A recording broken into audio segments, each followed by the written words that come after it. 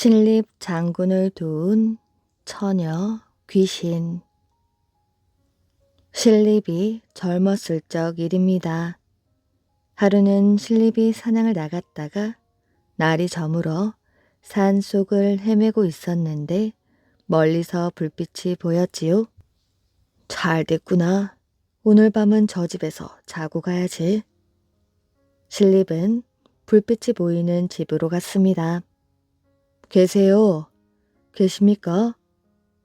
그런데 아무리 불러도 주인이 나오지 않았습니다. 신립은 살인문을 밀고 그 집 마당으로 성큼성큼 들어섰지요. 대돌 위를 보니 분명히 신발이 나란히 놓여 있었는데 안에서는 아무 대답이 없었습니다. 지나가는 길손인데 하룻밤만 자고 가게 해 주십시오. 그때 방문이 사르르 열리더니 아름다운 처녀가 나왔습니다. 죄송하지만 재워드릴 수가 없습니다. 방이 없으면 헛간이라도 좋습니다. 그게 아니라 오늘 밤 제가 죽을 차례거든요. 뭐라고요? 죽다니요? 그게 무슨 소리입니까? 이야기나 들어봅시다. 그럼 잠깐 들어오시겠어요? 신립은 처녀를 따라 방으로 들어갔습니다. 처녀는 울어서 눈이 퉁퉁 부어 있었지요. 사실은 며칠 전부터 괴물이 나타나 매일 밤 가족들을 한 사람씩 죽였어요. 오늘 밤은 제가 그 괴물에게 죽을 차례입니다. 그러면서 처녀는 훌쩍훌쩍 울기 시작했습니다. 염려 마십시오. 내가 그 괴물을 처치해 주겠습니다. 안 됩니다. 그 괴물은 정말 사납고 무서워요. 걱정 마십시오.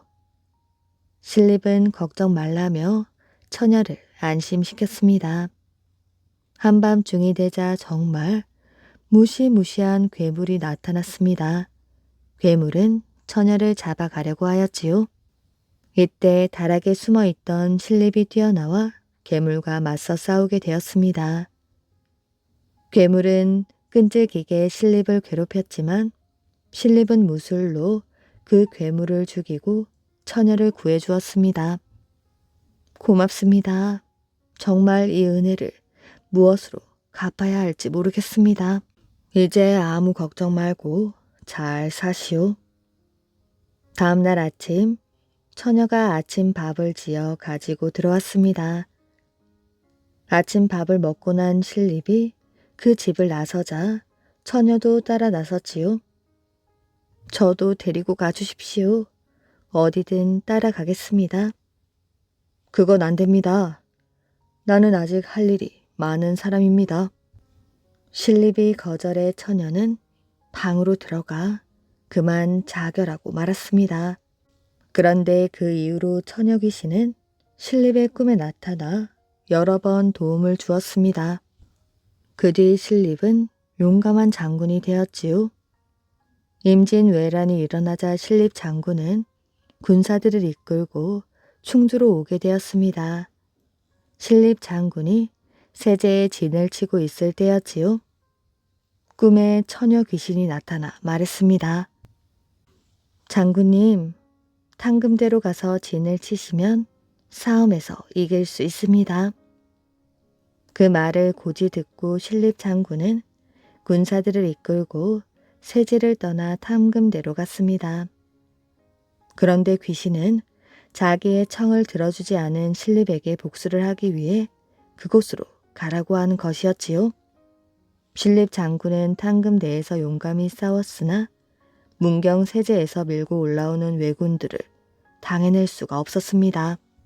코앞까지 왜군들이 쳐들어왔지만 등 뒤에는 강이 가로막고 있어 신립 장군과 군사들은 달아날 곳조차 없었지요. 결국 신립 장군은 군사들과 함께 탕금대에서 죽고 말았다고 합니다. 명제상을 구한 달이. 조선 성종 때 정승 허종과 그의 동생인 허침이 살고 있었습니다.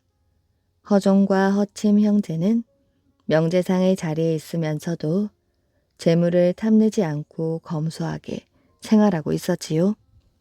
조선 제9대 임금인 성종이 왕 위에 오른 지 얼마 되지 않아 왕비가 그만 세상을 뜨고 말았습니다.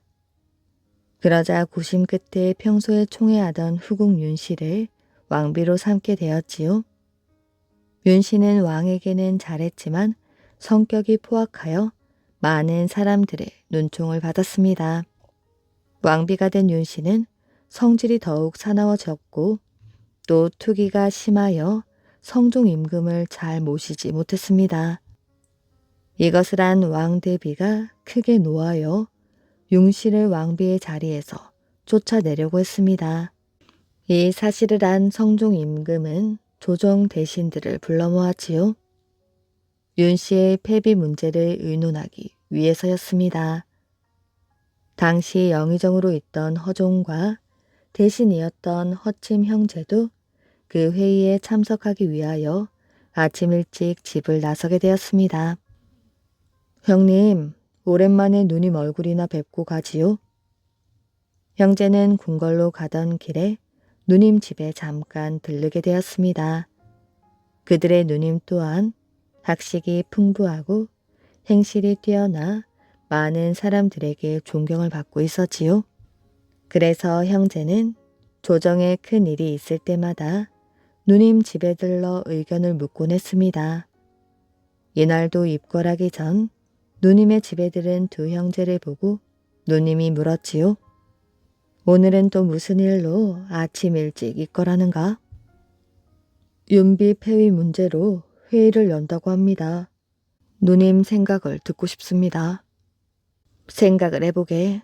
어떤 집의 종이 주인의 부인을 죽인다면 뒷날 그 아들이 자라서 그 일을 알게 되었을 때 어떤 일이 벌어지겠는가? 그러자 형제 얼굴이 어두워졌습니다. 이는 윤비가 낳은 아들을 빗대어 하는 말이었지요. 허종 형제가 누님의 말을 듣고 보니 과연 누님의 생각이 옳은 것 같았습니다. 누님의 말씀 잘 알아들었습니다. 형제는 누님의 말을 듣고 크게 느낀 바가 있었지요. 형님, 어쩌면 좋지요? 허종은 아무 말이 없었습니다. 그리고 무슨 생각이 들었는지 입가에 미소를 머금었지요. 궁궐로 향하던 형제는 돌다리를 건너게 되었습니다. 돌다리에 이르자 허종은 꾀를 내어 일부러 말에서 떨어졌지요. 영의정 나으리, 이게 어찌된 일입니까? 하인이 놀라 개천에 빠진 허종을 건져내었습니다. 아이고, 내 다리야. 내 다리가 부러졌나 보다. 개천에 빠진 허종은 다리가 부러졌다고 엄살을 부리며 회의에 참석하지 않았습니다.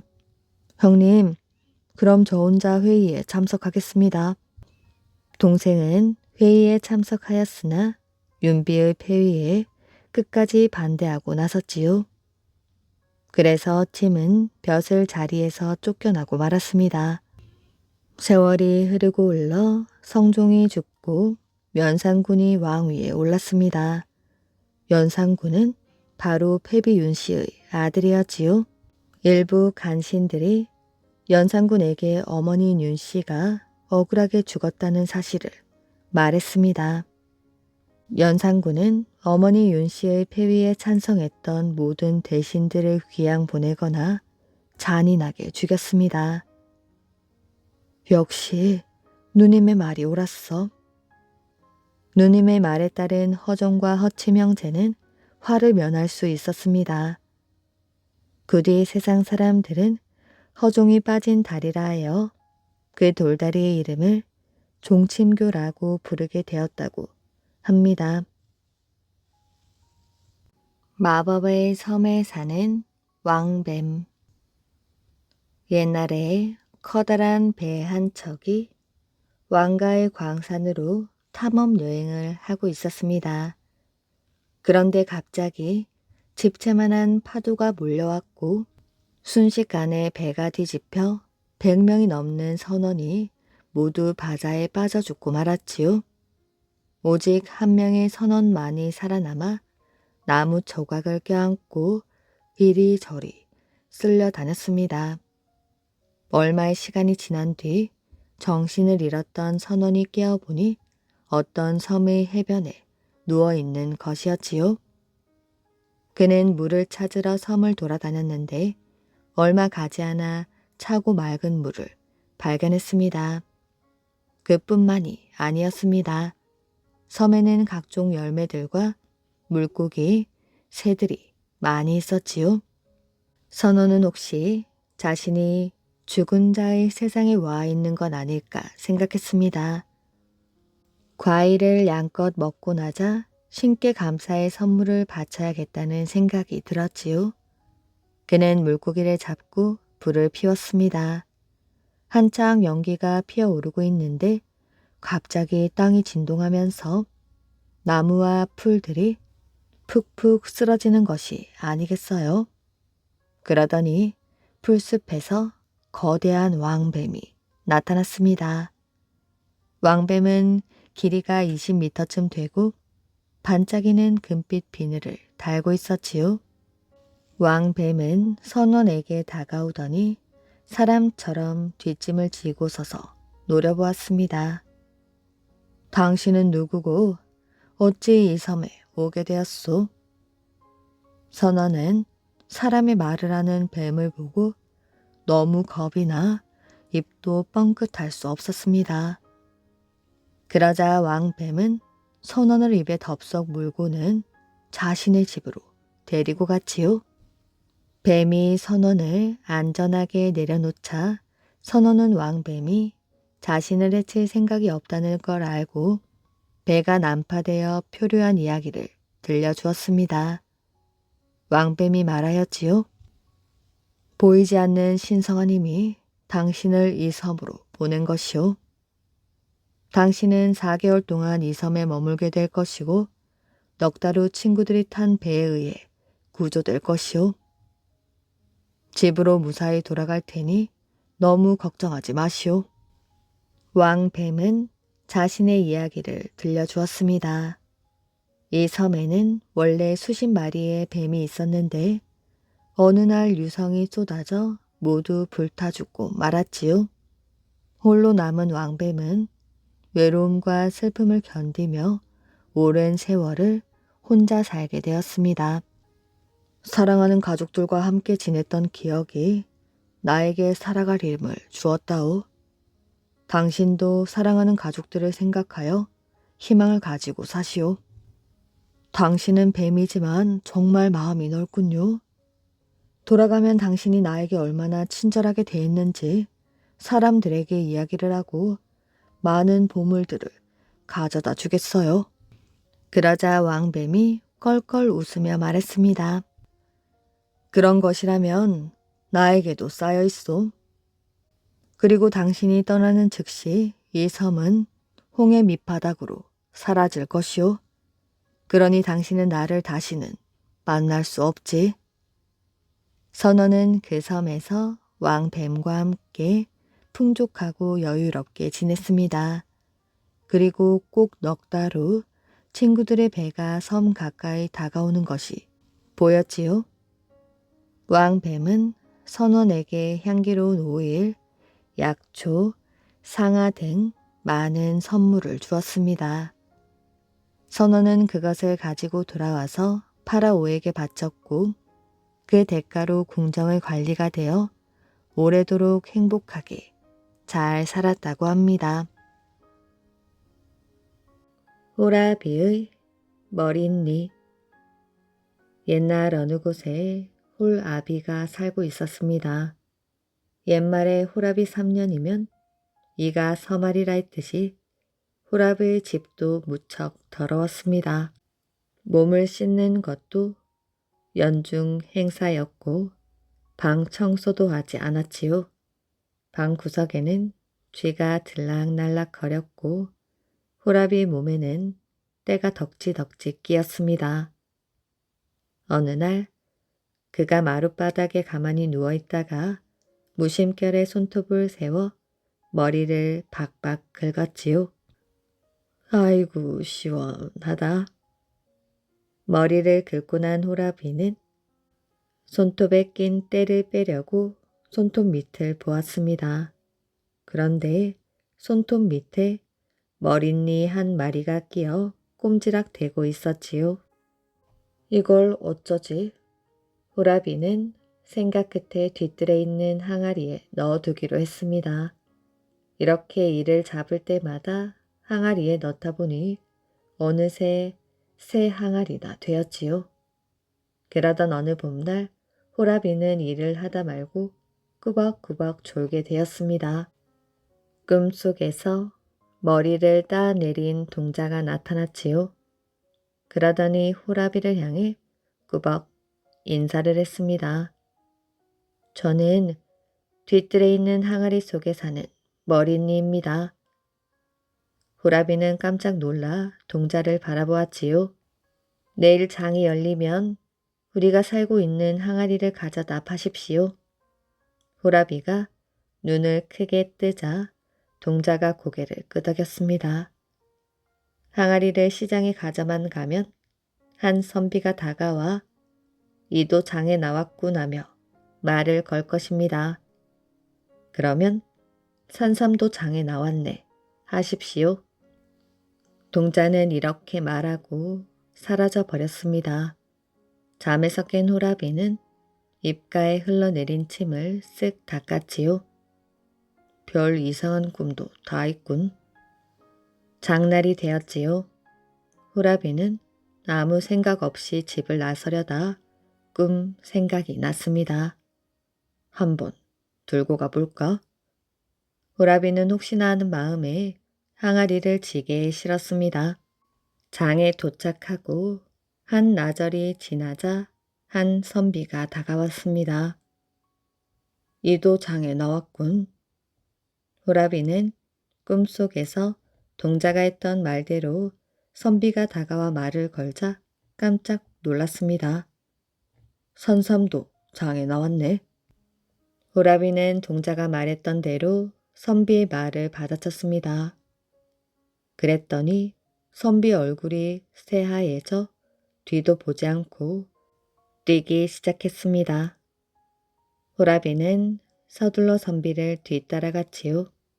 선비는 산 속으로 들어갔습니다. 커다란 나무를 돌고 돌아 숲속 깊은 곳으로 계속 들어갔지요. 그러다 선비가 발을 멈춘 곳은 폭포가 떨어지는 동굴 앞이었습니다. 조심성이 없는 선비는 주위를 둘러보지도 않고 동굴 속으로 들어가 버렸지요. 호라비도 선비를 따라 동굴 속으로 들어갔습니다. 그런데 선비가 온데간데 없이 사라져 버린 것이지요. 호라비는 동굴 깊숙한 곳으로 들어가 보았습니다. 그 끝에 너른 들판이 나타났지요. 들판 여기저기를 구경하며 돌아다니던 호라비는 깜짝 놀랐습니다. 풀인 줄 알고 마구 밟고 다녔던 것이 다름 아닌 산삼이었던 것이지요. 호라비는 목청이 터질 듯이 신밧다를 외쳤습니다. 호라비는 저고리를 벗어 정신없이 산삼을 캐어 담기 시작했습니다. 더 이상 저고리에 담아 묶을 수 없을 만큼 많이 산삼을 캤지요. 이것만 장에 내다 팔아도 평생 먹고 살겠다. 집으로 돌아온 호라비는 항아리 속에 있는 머릿니에게 고맙다는 인사를 하고 싶었습니다. 호라비는 항아리 뚜껑을 열어보고 깜짝 놀랐지요. 항아리 속에 있던 머릿니들이 온데간데 없이 사라져 버렸기 때문입니다. 호라비는 장에 두고 온 항아리가 생각나서 장으로 뛰어가 보았지요. 그러나 그 항아리에도 역시 머릿니는 없었습니다. 호라비는 분명히 머릿니들이 산삼을 주고 사라진 것이라고 생각했습니다. 다음 장날이 되자 호라비는 산삼 한 뿌리를 깨끗이 씻어서 집안 구석구석에 뿌렸습니다. 어딘가에 있을지 모를 머리니에게 주는 산삼이었지요. 그런 다음 산삼을 싸들고 장에 가서 내다 팔아 큰 부자가 되었다고 합니다. 하지만 부자가 되고 나서도 호라비의 씻지 않는 버릇은 좀처럼 고쳐지지가 않았습니다. 소 때문에 죽은 아들. 옛날 어느 마을에 이씨 여인이 있었습니다. 아들을 데리고 사는 이씨 여인에게는 한 가지 소원이 있었지요. 그것은 밭을 갈 만한 소 한 마리를 갖는 것이었습니다. 봄이 되자 사람들은 농가 밭에서 소를 끌고 일을 하였지요. 여인은 소를 지켜보며 부러워했습니다. 나는 언제쯤 저런 소를 가질 수 있을까? 남의 소를 빌리자면 그 값을 주어야 했습니다. 소를 빌리지 못하면 아들과 직접 밭을 갈아야 했습니다. 아들은 땀 흘리는 어머니를 보며 힘들다는 말을 하지 않았지요. 어머니, 제가 돈을 많이 벌면 소를 꼭 사드릴게요. 어머니는 한숨을 쉬었습니다. 어느 해 여름 그 마을 부자가 마을 사람들을 불렀습니다. 사람들은 바쁜 일을 멈추고 마당으로 모였지요. 오늘은 무슨 심술을 부리려고 하는 것일까? 여기저기에서 웅성거리는 소리가 났습니다. 이때 부자가 나왔지요. 조용히들 하거라. 내 말을 잘 듣거라. 누구든지 벌거벗은 채로 저 앞 풀숲에서 하루만 보내면 황소 한 마리를 주겠다. 해볼 사람은 앞으로 나오너라. 부자의 말이 끝나자 사람들은 더욱 웅성거렸습니다. 무슨 속셈이 있는 것이지? 그곳은 모기가 유난히 커서 사람의 피를 이만큼씩 빨아먹는다네. 아무리 소가 귀해도 그렇지 모기가 우글거리는 풀숲에서 어떻게 하룻밤을 벌거벗고 지낼 수가 있어? 마을 사람들은 하나둘 흩어졌습니다. 이씨 여인도 혀를 차며 집으로 돌아왔지요. 그날 밤이었지요. 어머니, 제가 하룻밤 풀숲에 나가 있겠어요? 모기가 무섭긴 하지만 설마 죽기야 하겠어요? 어머니는 아들의 말에 깜짝 놀랐습니다. 얘야, 아무리 황소가 탐이 난다고 해도 그럴 순 없단다. 어머니, 걱정 마세요. 아들의 결심은 쉽게 꺾이지 않았습니다. 다음날 아침 아들은 부자를 찾아갔지요. 그래, 잘 생각했다. 사내 재장부라면 한번 해볼 만하지. 부자는 일씨 아들을 칭찬했습니다. 아들은 초저녁부터 발가벗고 풀숲에 나가 웅크리고 앉아 있었습니다. 사방에서 모기들이 앵앵거리며 아들을 향해 달려들었지요. 참아야 해. 어머니의 소원인 황소를 가질 수 있는 기회야. 얘야, 어서 나오너라. 어머니는 아들을 향해 손짓했습니다. 그런데 아들은 꼼짝도 하지 않고 서 있었지요. 어느새 밤이 지나고 새벽이 가까이 왔습니다. 목에 물려 고통스러워하는 아들의 신음소리가 들려왔습니다. 어머니는 아들을 도저히 지켜볼 수가 없었습니다. 아침이 밝아올 무렵 아들의 신음소리는 더 이상 들리지 않았지요. 풀숲에 있던 아들의 모습도 보이지 않았습니다. 어머니는 가슴이 철렁 내려앉았지요. 아들이 있는 곳을 향해 달려갔습니다. 아들은 모기에 온 몸이 물려 피투성이가 되어 누워 있었습니다. 얘야, 어서 일어나거라. 내가 잘못했다. 아무렴 네가 황소보다 못하단 말이냐? 아무리 흔들어 깨워도 아들은 일어나지 못했습니다. 이런 아깝기도 해라. 조금만 참았으면 황소 한 마리를 얻을 수도 있었을 텐데. 부자는 혀를 차며 집으로 돌아가 버렸습니다. 어머니는 아들을 잃은 슬픔을 이기지 못하여 세상을 떠나고 말았지요. 마을 사람들은 어머니와 아들을 뒷산에 묻어주었습니다. 소 한 마리 때문에 어머니와 아들이 죽었다고 하여 이 마을을 소매 마을이라고 불렀다고 합니다. 용말을 타지 못한 아들. 백제시대 지리산 계곡에 한 선비가 살고 있었습니다. 왕 밑에서 벼슬살이를 하다가 누명을 쓰고 귀양을 온 것인데 가족 모두가 함께 올 수 있어 그나마 다행이었지요. 어린 아이가 있었기 때문입니다. 귀양 온 지 몇 년이 지나 이제는 지난 일도 있고 텃밭을 일구며 평화롭게 보내고 있었지요. 수도에서 살던 때에는 제법 부유한 삶을 살았지만 지금은 농부의 모습이었습니다. 그래도 가족끼리 오순도순 사는 재미가 있었습니다.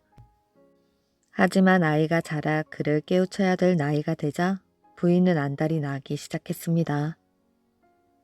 사실 선비의 부인은 옛 삶을 잊지 못하고 있었습니다. 높은 벼슬은 아니었지만 그래도 벼슬아치의 부인이라고 제법 대접을 받고 살았던 터이지요.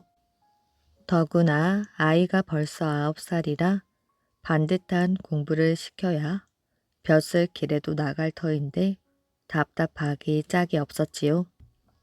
그러던 어느 날 부인이 꿈을 꾸었는데 백발 노인이 나타났습니다.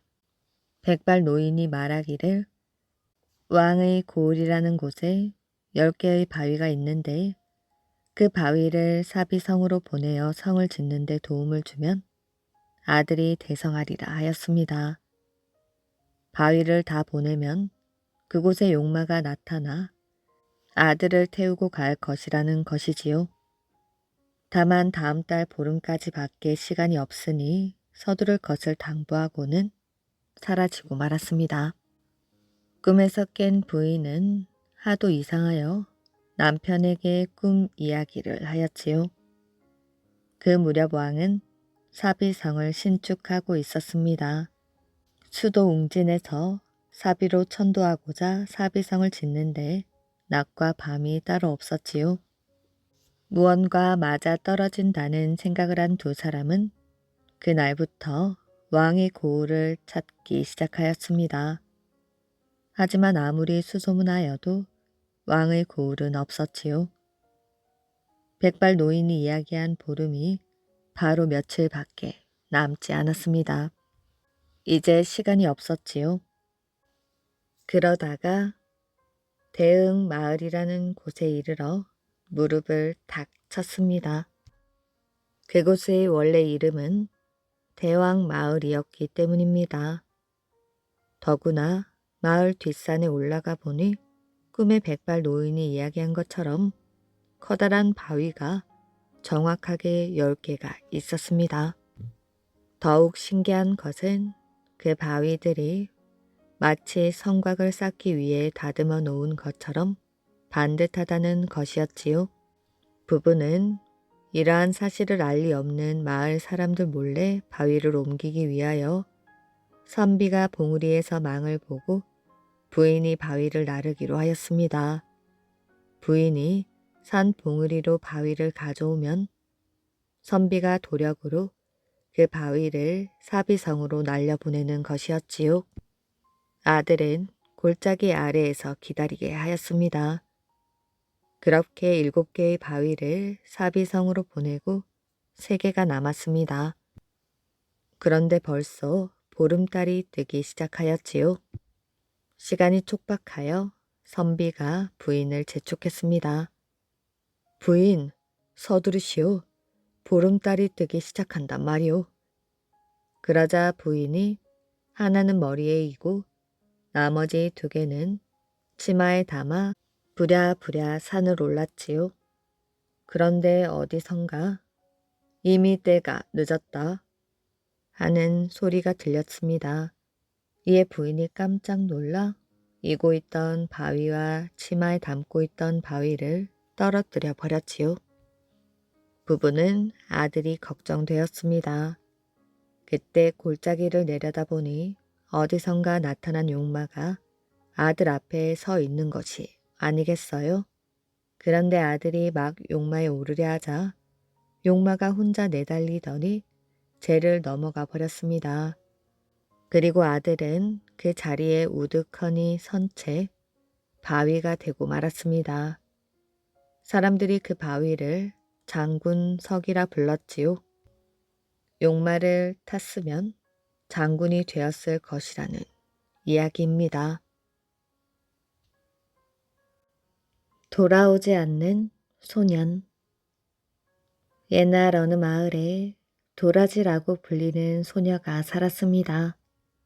도라지에게는 친 오빠처럼 돌봐주고 사랑해주는 소년이 있었지요. 나중에 내가 크면 꼭 너와 결혼할 거야. 소년의 말에 도라지는 얼굴이 홍당무처럼 붉어졌습니다. 어느 날 소년은 공부를 하기 위하여 중국으로 떠나게 되었지요. 소년이 공부를 하는 동안 소년과 소년은 헤어져 있어야 했습니다. 도라지야, 꼭 훌륭한 사람이 되어 돌아올게. 10년 후에 나랑 결혼하는 거다. 알겠지? 도라지는 눈시울을 붉히며 고개를 끄덕였습니다. 소년이 떠난 후 도라지는 쓸쓸한 나날을 보내었지요. 안 되겠어. 절에 들어가 도련님이 올 때까지 기다려야겠다. 소년은 굳게 마음을 먹고 절을 찾아갔습니다. 낮에는 절에서 밥을 짓고 빨래를 하고 산나무를 캐고 청소를 하였지요. 밤에는 스님 앞에 앉아 글을 읽었습니다. 글 익히는 일이 이렇게 즐거운 일인 줄 몰랐구나. 지금 중국에서도 도련님이 공부를 하고 계시겠지. 도라지는 공부를 마치고 돌아올 소년을 손꼽아 기다렸습니다. 마침내 세월은 흐르고 흘러 10년째 되던 날이었지요. 이제 꼭 10년이 되었구나. 언제쯤 도련님이 오실까? 도라지는 가슴이 두근거렸습니다. 밥을 지으면서도 산나무를 캐면서도 멀리 바다를 바라보았지요. 배를 타고 올 소년을 생각하니 더욱 보고 싶었습니다. 그러나 여름이 가고 가을이 지나도 소년은 돌아오지 않았습니다. 도라지는 마음이 아팠지요. 소년이 중국에서 다른 여자와 결혼을 했다지? 아니야. 소년이 타고 오던 배가 거센 파도를 만나 바닷속에 빠져 죽었대. 사람들은 수근수근 거렸지요. 아니야. 절대 그럴 리가 없어. 어느새 소년은 몹시 지쳐 일이 손에 잡히지 않았습니다. 시간이 지날수록 소년이 원망스러웠습니다. 도라지는 절에서 나와 깊은 산속으로 들어갔지요. 이젠 사람들도 싫고 사는 것도 싫구나.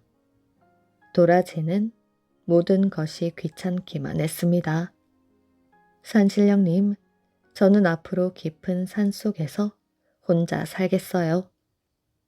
도라지는 산신령과 약속을 한 후 산속에 들어가 혼자 살았지요. 세월은 빠르게 흐르고 흘러 도라지의 얼굴은 어느새 주름살이 생기고 머리카락은 조금씩 하얗게 변했습니다. 그런데 시간이 흐를수록 잊은 줄 알았던 소년의 모습이 자꾸 자꾸 떠올랐지요. 도련님, 정말 보고 싶습니다. 우두커니 앉아있던 소년은 벌떡 일어났습니다. 도련님이 오실지도 몰라. 얼른 가봐야지. 소년은 움막을 박차고 나와 산 등성이를 기어 올랐습니다. 숨을 헐떡거리며 바다가 보이는 언덕 위로 올라갔지요. 소년은 눈물을 글썽이며 바다를 바라보았습니다. 수평선 위로 환하게 웃는 소년의 모습이 떠올랐지요. 도련님, 이제 오셨군요. 제가 얼마나 기다렸는지 모릅니다.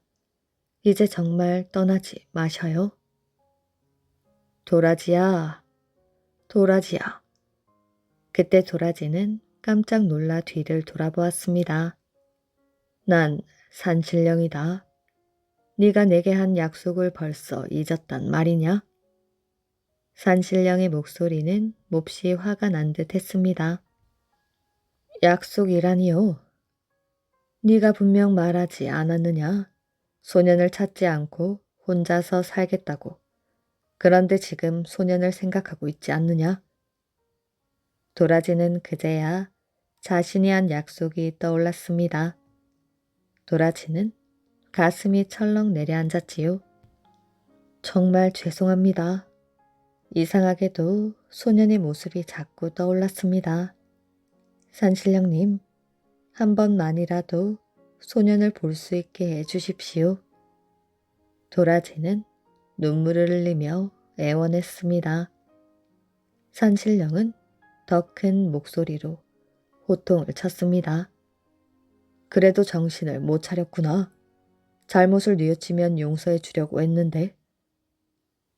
제발 한 번만 도련님을 만나게 해 주십시오. 아직도 정신을 못 차리다니. 너에게 무서운 벌을 내리도록 하겠다. 도라지는 산신령을 부르다가 눈을 번쩍 떴습니다. 순간 도라지는 깊은 산속 바위 틈에 한 포기의 도라지 꽃으로 변해 있었습니다. 도라지가 아무리 고함을 질러도 들리지 않았지요. 그 후 도라지 꽃은 깊은 산 속에서 울면서 돌아오지 않는 소년을 기다리고 있다고 합니다. 호랑이에게 물린 원님. 옛날 어느 마을에 욕심 많은 원님이 살았습니다. 원님은 큰 부자로 살고 싶었지요. 원님은 부자가 될 생각만 해도 기분이 좋았습니다. 원님은 시골에서 원님 노릇을 하는 것이 언제나 불만이었지요. 높은 벼슬을 하려면 임금님과 가깝게 지내야 하는데 원님은 임금님께 잘 보이고 싶었습니다. 해마다 고을 백성들에게 좋은 쌀과 곡식을 모아오도록 하였지요. 이 많은 것을 임금님께 바치면 날 칭찬하시겠지. 그러나 임금님은 한 번도 원님을 칭찬하지 않았습니다. 왕궁의 곳간에는 많은 재물과 곡식이 쌓여 있었지요. 따라서 시골 원님이 보내는 선물이 임금님의 눈에 들어올 리가 없었습니다. 그런데 이 미련한 원님은 날이 갈수록 극성을 부렸지요. 내가 보내는 뇌물이 마음에 들지 않으신 게야. 이번엔 희귀한 선물을 올려야지. 원님은 마치 높은 벼슬을 얻은 것처럼 기분이 좋아졌습니다. 그런데 임금님께 뭘 드려야 할까? 그래, 백성들을 들볶다 보면 무언가 나올 게 틀림없어. 그런데 백성들은 보릿고개를 겪고 있었습니다. 보릿고개를 넘기느라 굶어 죽는 사람들도 생겼지요. 원님은 백성들 생각은 하나도 하지 않았습니다. 오직 임금님께 보낼 선물을 모으려는 생각뿐이었지요. 어느 날 마을 곳곳에 원님의 이름으로 방이 붙었습니다. 방이 붙자 사람들은 한숨을 쉬었습니다. 입에 풀칠도 못하는데 복물을 내라 하다니 이런 일이 어디 있나? 방은 이렇게 적혀 있었지요. 고을 안의 백성들은 올해 내야 하는 복물을 열흘 안에 바치도록 하여라. 만약 관가의 명을 어길 경우 땅을 빼앗고 가족을 노비로 만들 것이다. 사람들은 어이가 없었습니다. 사람들은 바쁜 농사일을 제쳐놓고 산으로 올라갔지요. 짐승을 잡거나 산삼이나 귀한 약초를 캐어 복물로 바치기 위해서였습니다. 어느 날 마을 사람들은 희귀한 산 짐승을 함정 속에 몰아넣었습니다. 원님이 보면 입이 떡 벌어질 만한 짐승이었지요. 그러나 그 짐승은 기껏해야 두 사람이 바칠 목밖에 안 되었습니다. 우리 마을에서 제일 나이가 많은 할아버지에게 짐승을 드립시다. 할아버지는 머리를 가로저으며 받으려 하지 않았습니다. 고맙지만 받을 수는 없네. 그걸 주면 자네들은 어쩔 셈인가? 복물을 바치지 못하면 가족들이 노비로 잡혀갈 텐데. 사람들은 그저 한숨만 쉴 뿐이었지요. 여보게들, 이 산에 있는 희귀한 짐승을 모두 잡는다 해도 마을 사람들이 낼 만큼의 복물이 될 수는 없을 걸세. 이 짐승을 나에게 주려거든 산채로 주게. 나에게 좋은 생각이 있네. 할아버지는 자신의 생각을 마을 사람들에게 이야기했습니다. 그거 좋은 생각입니다, 할아버지. 마을 사람들은 고개를 끄덕였지요. 며칠 후 할아버지는 짐승이 들어있는 상자를 달구지에 싣고 관가로 갔습니다. 관가의 창고에는 산삼이나 약초, 곡식 등이 가득하였지요. 신이 난 원님은 얼굴에 미소가 그치지 않았습니다. 그때 할아버지가 달구지를 끌고 관가 안으로 들어섰지요. 아니, 이 안에 무엇이 들어있느냐? 예, 별것 아닙니다. 사슴 한 쌍이 들어있지요. 아주 큰 놈입니다. 사슴이라는 말에 원님은 좋아서 입이 크게 벌어졌습니다. 임금님이 좋아하시겠군. 이런 선물은 받아본 적이 없을 테지. 사슴을 선물로 받고 좋아할 임금님을 생각하니 기분이 좋았습니다. 원님은 상자를 툭 차보았지요. 놀란 짐승들이 후다닥 뛰는 소리가 들렸습니다. 그놈들 힘이 있구나. 원님은 웃으며 복물에 적는 종이에 할아버지의 이름을 적었습니다. 앞으로도 좋은 물건이 있으면 얼른 가져와 바치도록 해라. 할아버지는 허리를 굽혀 인사를 한 후 돌아왔습니다. 여봐라, 이 상자를 창고에 넣고 열쇠로 꼭꼭 잠그도록 해라. 어느새 날은 저물고 밤이 깊어갔습니다. 원님은 밤새도록 잠을 이루지 못하고 있었지요. 임금님의 대화까지 상상하며 꿈을 꾸었습니다. 원님은 임금님께 그동안 생각해온 소원을 이야기할 생각이었지요. 이런저런 생각을 하다가 원님은 자리에서 벌떡 일어났습니다. 상자 안에 갇혀있는 사슴이 죽기라도 하면 어쩌지? 원님은 속옷 차림으로 창고로 달려갔습니다. 창고 문을 열자마자 상자를 툭툭 차보았지요. 상자 안에서는 바스락하는 소리가 들렸습니다. 어디 사슴 얼굴이라도 볼까? 원님은 호기심이 생겼지요. 짐승이 든 상자 뚜껑을 살며시 열어보았습니다. 바로 그때 벼랑간 호랑이 한 마리가 머리를 쑥 내밀고 나왔습니다. 호랑이는 울부짖으며 원님의 손을 덥석 잡았습니다.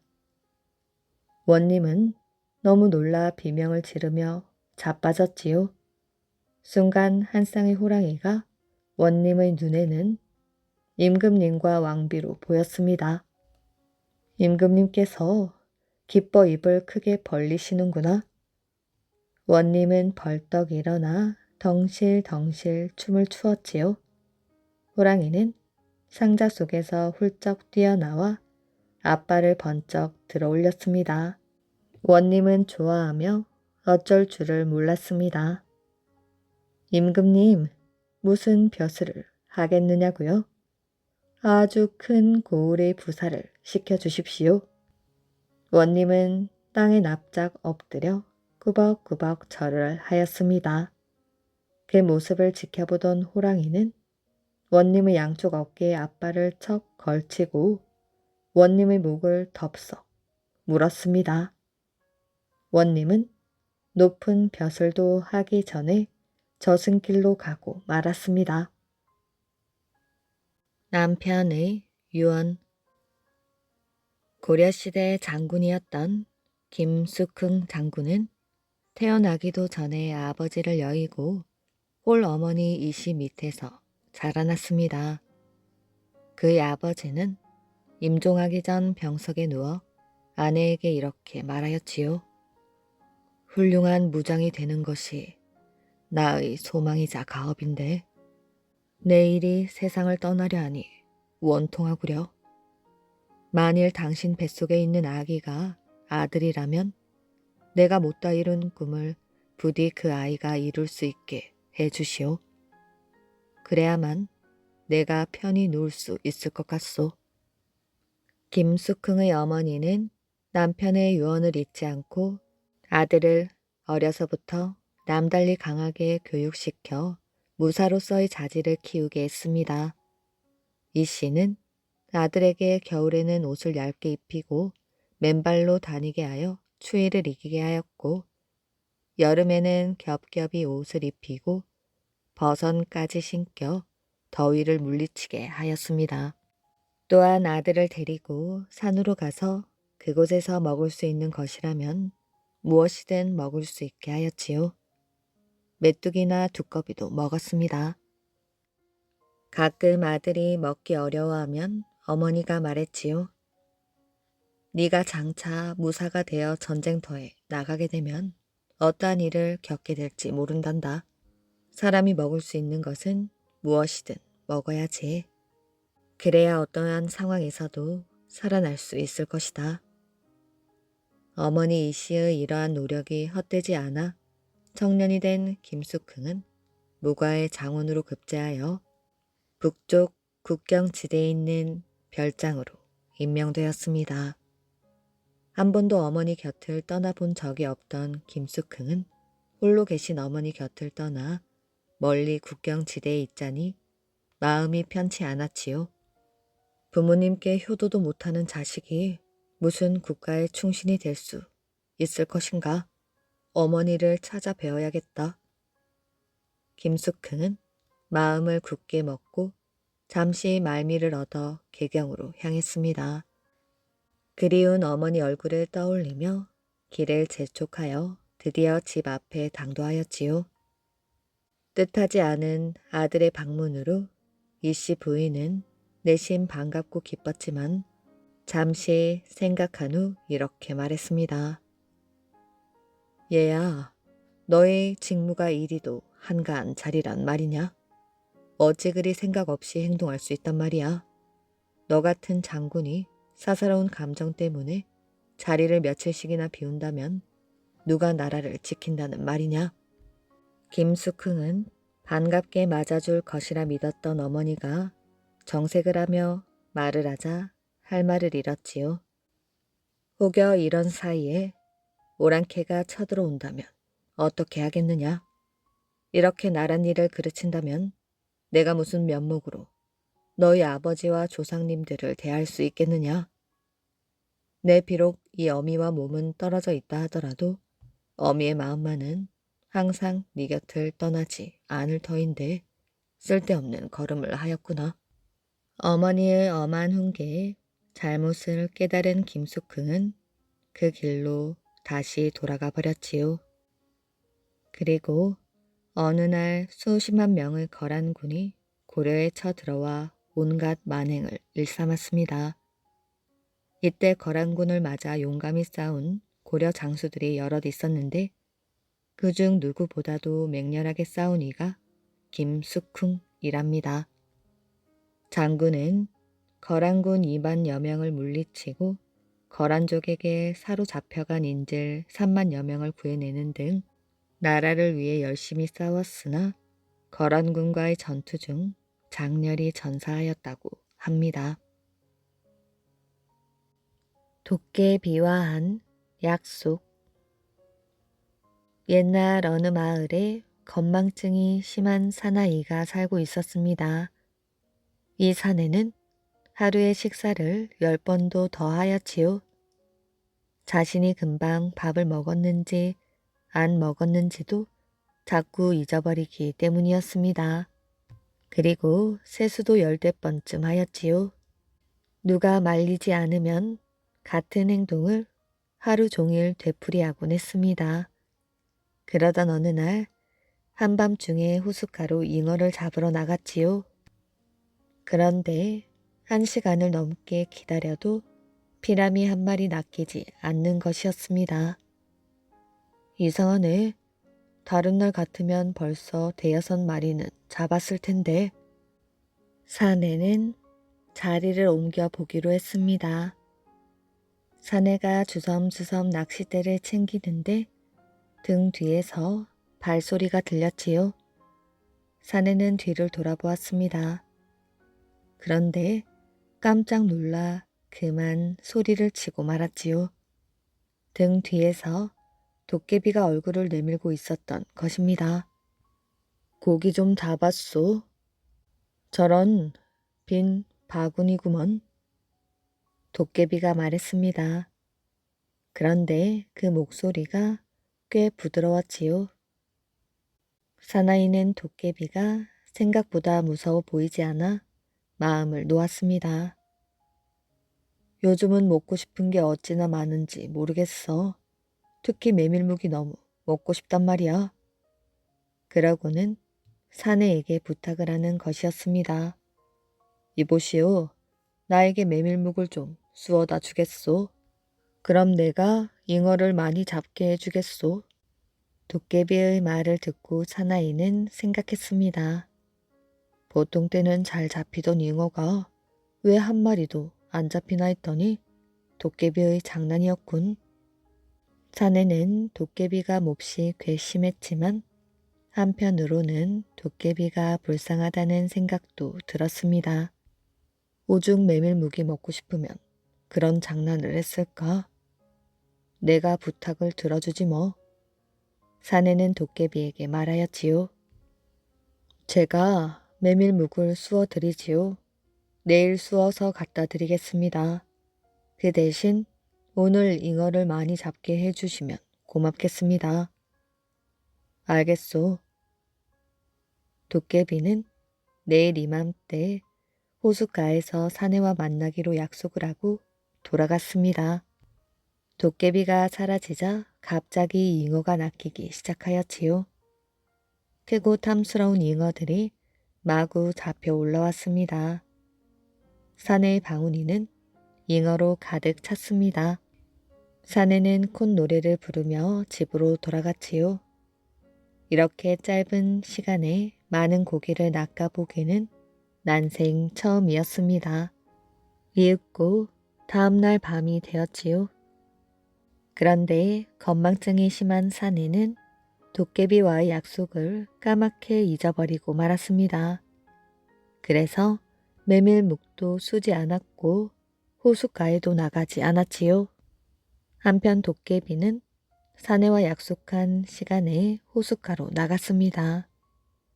그날따라 차가운 바람이 쉴 새 없이 불어왔지요. 도깨비는 오들오들 떨며 2시간이 넘게 사내를 기다렸습니다. 하지만 끝내 사내가 나타나지 않자 도깨비는 화가 머리끝까지 났지요. 감히 도깨비를 속여? 사내가 건망증이 심하다는 것을 알 리 없던 도깨비는 화가 머리끝까지 났습니다. 그로부터 며칠 뒤 사내가 잉어를 잡기 위해 다시 호숫가에 나왔지요. 오늘도 바구니가 터지도록 잉어를 잡아가야지. 사내는 마른 침을 삼키며 낚싯대를 힘껏 쥐었습니다. 바로 그때 낚싯지가 물속으로 가라앉았지요. 그러자 사내는 번개처럼 빠르게 낚싯대를 잡아챘습니다. 큰 놈이 잡혔군. 사내는 낚싯대에 매달린 커다란 잉어를 보고 흥분하여 소리쳤습니다. 그런데 호수 맞은편 숲에서 사내가 낚시하는 광경을 노려보고 있는 그림자가 있었지요. 바로 도깨비였습니다. 그래, 실컷 잡거라. 이번에도 도깨비 덕인지 사내는 잉어를 많이 잡았습니다. 커다란 바구니에는 잉어가 가득하였지요. 사내는 바구니를 짊어지고 집으로 돌아갔습니다. 여보, 잉어를 아주 많이 잡았소. 어머, 그래요? 어디 좀 봐요. 사내는 자랑스럽게 바구니 뚜껑을 열었습니다. 아니, 이게 무슨 냄새예요? 아내가 코를 쥐고 물러섰습니다. 바구니 속에는 잉어 대신 똥이 가득 들어 있었던 것입니다. 그것은 도깨비 똥이었지요. 순간 사내는 도깨비의 얼굴이 떠올랐습니다. 아차, 내가 도깨비와의 약속을 잊었구나. 그러나 이미 후회해도 소용없는 일이었지요. 이야기 재미있게 잘 들으셨나요? 오늘의 이야기는 여기까지입니다. 오늘도 이야기를 들어주셔서 정말 감사합니다. 오늘도 편안한 밤 되시길 바랍니다.